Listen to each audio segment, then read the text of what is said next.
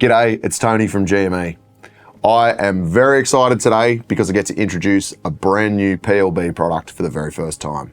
Now, it's been a couple of years since we've released a new PLB model to market, but let me tell you, it's worth the wait. Introducing the MT620GR. This is our brand new PLB. It's not a replacement for the MT610. This is a higher spec model, which is an addition to the range, and it's got a number of really cool features, which I think you're going to love. So let's get into it. Popping the box open, there's a couple of very important things. First and foremost, your welcome card, which has your QR code on the back. Scan that, register the beacon with GME, and we'll keep you up to date with any new accessories for the product and any new tutorials that we release, such as this one. Of course, like all of our beacons, we do supply a fully printed instruction manual with these ones. Now, that is actually a requirement of the standard, but of course, if it's your first PLB, I do encourage you to have a quick read through the manual and familiarize yourself with the operation of the beacon. Now, the last one is only relevant for our New Zealand bros, which is the information to register with RCCNZ. Now, if you're an Australian customer, you register with AMSA via the Australian Maritime Services website, and we'll include a link on the screen for that exact URL you need. But it's really important to remember to register your beacon. It's the same as an EPIRB with a PLB. If you activate it, having those registration details makes the whole rescue coordination process far easier for the rescue authorities, much more efficient, which means you'll get rescued much sooner. Now, of course, the bit that you're actually waiting for is the beacon itself. Now, if you are familiar with the MT610, you'll think it looks pretty similar, but there's a couple of key differences, starting with the big blue bar across the front of the beacon, which is the return link notification. So there's a blue LED on the front of this beacon, and this is the first PLB from GME to feature RLS, which is the return link service.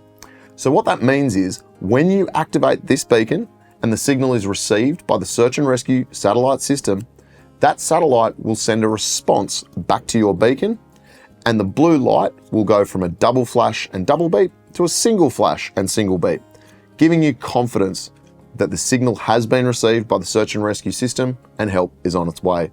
Now, there's actually quite a lot of data to show that survival rates in emergency situations increase dramatically when the person who's being rescued knows that help is on the way. So it's a really important feature that we've included in this beacon for the very first time. The other major difference between the MT620 and its predecessors is this beacon is the first PLB from GME to feature NFC, which is near field communication. Very similar to how you tap and pay with your mobile phone, but the reason that we've put it in this PLB is we're launching the AccuSat Connect app. This is a very simple smartphone app that's compatible with iOS and Android devices, and it's a great way of keeping track of your testing protocol on your PLB. So previously, with older generation beacons, you perform a self-test or a GPS self-test, and then you need to remember to test the beacon at regular intervals or before a major trip. Now, with NFC and the AccuSat Connect app, we will keep a log of all of those tests in your app specific to your beacon. So if you're not sure when you last tested it, you simply open the app and it'll have a log there of all the tests that you've done. One of the other cool things with the GNSS, which is Global Navigation Satellite System, which is, I guess, an extension of GPS, it'll also show you when you've done a GNSS test where that test was conducted.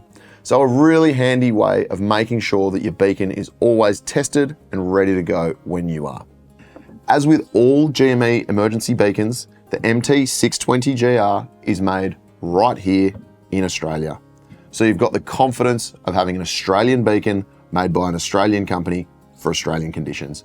And of course, you've got all the local support with our local service and technicians right here in Sydney, Australia. Aside from that, the beacon retains the same small and light, compact form factor as the MT610, and of course, it will still fit in the CC610 carry case, just like the MT610 did. So if you're upgrading from the 610 or replacing a beacon that the battery has expired, you can simply pull the old beacon out and pop the new MT620GR in. The MT620GR comes with a 7-year battery life, so it gives you peace of mind and confidence to go out on those adventures for 7 years and have your little friend in your pocket just in case something goes wrong. The MT620GR also features IP68 ingress protection, meaning it's waterproof and dustproof, which is fantastic because we know you guys love pushing the limits on some of your adventures. So if you're going out on a hike and it's likely to be heavily raining, or you're in a particularly dusty environment for work, you can be sure that the MT620GR is going to be able to endure any of those conditions that you throw at it, and it's going to be ready to go when you need it.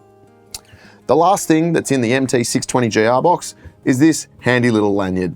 So of course, you can string it around your neck or just attach it to the beacon so that it's easy to fish out of your bag if you've got it loose in a backpack or similar. But of course, we recommend the carry case. It is optional, but it makes sure that your beacon stays protected, doesn't have any big knocks or get damaged in the bag, and once again, it's ready to go when you need it. Now, as always, if you've got any questions about the MT620GR or any of our other emergency beacons, drop a comment below or head to gme.net.au where all of the product information can be found. Thanks for tuning in, and we'll see you in the next one.